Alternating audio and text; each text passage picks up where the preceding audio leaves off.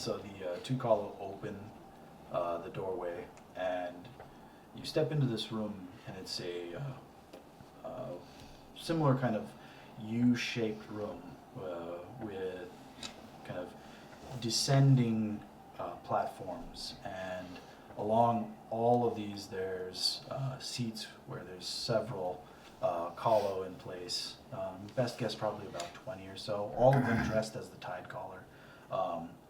Further down you see a pedestal that seems to be slightly raised with a groove in it for, you're guessing probably a humanoid size figure kind of in that space. And you see standing there a Tide Caller that you haven't met, but they seem to be wearing some very extravagant kind of more kind of higher status, you're guessing, iconography. And next to them you see Model Ra. As you enter the room, all of the Kalo turn and look at you. I do this again and just wait. You kind of like I don't get up. You like bend over. You're doing this, and after a while, you kind of like you're looking upwards in like your vertical peripherals, Sure. and you see like all of the Kalo have like turned now to look at the Model Ra and the other figure. Model Ra kind of like is looking up at you, kind of turns to look to the other Kalo next to him, and just without even kind of like breaking eye, vision of you, just returns the gesture. And all of the Kalo stand up at once, turn to you, and you see them all giving you that motion. Okay, then I gradually get back up. Yep, you all return to a vertical stature, and the main figure that seems to be, at this point you assume, kind of directing the whole affair, kind of like motions for you to come down. Okay, So I there's head this, down. So this steps down the center, bring you down to the kind of platform level, because there's like a short kind of like bridge essentially, and there's like kind of what equates to like a grooved kind of like moat. And as you get to the edge there, you see what you didn't see previously was like a door on the side open up, and you see 4 Kalo walking in with a very extravagantly designed sarcophagus, it seems. Very tight in nature. You assume that, as far as the shape of a Kalo, it's definitely, sized for one of them. Is Sushana in it? Well, you don't see in it. Okay. You just see what appears to be the visage of a Kalo. Okay. It doesn't look like Sushana that you remember, but there's definitely Tide Caller iconography. The same kind of like cowled appearance seems to be, transcribed onto this vessel. Okay. And as all of them bring it forth,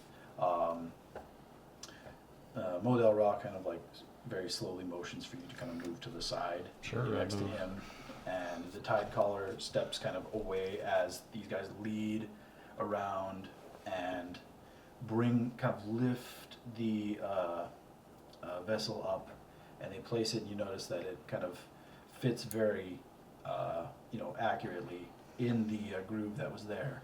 And you hear just the Tide Caller now speaking in Kalo, and he seems to be kind of motioning around the room. And Model Ra like sees your visible kind of like deer in the headlights kind of thing, and just kind of leans in, and he's recounting the deeds of the Tide Caller. Give him acknowledgement, yeah. Yeah, and after a few more minutes of speaking back and forth, and you see the Tide Caller motioning to the vessel, and the very last part kind of ends and actually motions at you and steps away from the center kind of speaking area that he was standing. And everybody's looking at you. Shit. I approach, I guess, where the Tide Caller was. Yeah, think of it as kind of like it's a Y. It's like almost like a Y-shaped structure. So like You guys are on like the outside edges of the Y, and the speaker was like right at the joint. He stepped to the right. You guys are on the left, and he's kind of motioning for you to like take that position. I approached that. Is it like a dais, or is it just like a? No, it's just a standing area. You know, there was nothing separating the speaker, the tide collar, from the rest of the auditorium, and there's just the raised at your height. You know, it's definitely that the vessel that Shauna is in is visible to all within the room itself. I address everybody by doing the customs, I guess, or whatever. They all just kind of like give you like more, you know, just kind of like informal, kind of like head bows it seems, but you know they recognize the effort. And then I start my eulogy. Like you Okay. googly? And what do you say? I say, Sushana Wellspring. I've only known this person, this Kahlo, your member, for a very short time. But in that time, he's uncovered and helped me regain lost memory. And I am truly indebted to him and the rest of the Tide Callers for helping me gain back what I lost. And I hope this loss is the last of your tribe. Diplomacy check. Well, that's good. Okay. Just a flat 10. Flat 10? Okay.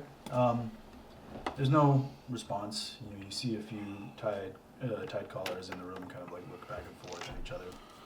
I'm assuming they speak common too.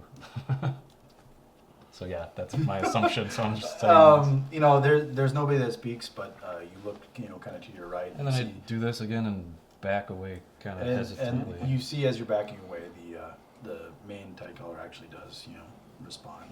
And kind of, it's not a really visible, you know, option.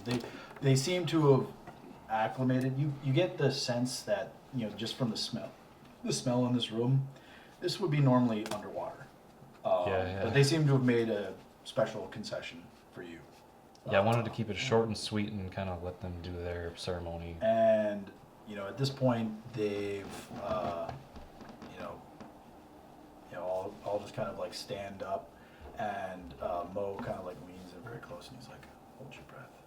And you hear this kind of rushing of water that fills the U joints, like underneath where you are, and you see the water quickly rise, and you know feel it getting very up close to your ankles. Is to it your cold? knees. Oh, it's frigid. As it gets past your waist and you're starting to kind of bob a little bit, you see Mo just kind of like grab your shoulder, and he's like holding you. He's like kind of like doing it like this, you know. So he's holding you in place. Okay. And it passes in that area, and you see, you know, all of them have turned now, and you see the vessel, which is now just kind of like floating there, has kind of been grabbed on each side where the palm bearers were, and they guide it down this kind of groove, and you see this door open up on the other side, and you see it slide in, and from the viewports that were there behind you, you can see the vessel now just kind of slowly drifting down into the darkness, and eventually it disappears. Can I give him a? I don't know if I should add anything to the ceremony, but I want to give him like a 21 gun salute. I want to shoot off something for him. You're in a sealed room. I'm just saying it crossed my mind. The urge is there. The urge is there. So, you know, you're starting to feel that kind of. Yeah, I'm underwater too, so it's but hard. then you see the water, after that door is closed again, you see the water quickly drain out, and you know, you know, you try to mask it as best you can, but you know, you are you were shaking pretty heavily. Yeah. Because you didn't have time to engage your environmental protections, unfortunately, and I look at Mo and in telepathy, I'm like, thanks for the warning. and he just kind of looks at you and he just kind of, sorry, we tried to modify this to at least include you. I appreciate it. And the whole procession kind of like gets up and they all file out, and Mo's kind of like standing there with the main tide caller, is just kind of staring out into the distance as the last kind of like you see it as it kind of descends, and then even with your dark vision you see it quickly just disappear into darkness. Interesting. I'm thinking to myself, like, I like this culture. So, after a couple more, kind of minutes of somber kind of reflection, it seems, on their part, and, you're not really sure what to do at this point, Mo Del Ra kind of like turns to you. I've spoken with the council on what had occurred and, my dealings with it. When you and your friends are ready, they wish to speak with you as well.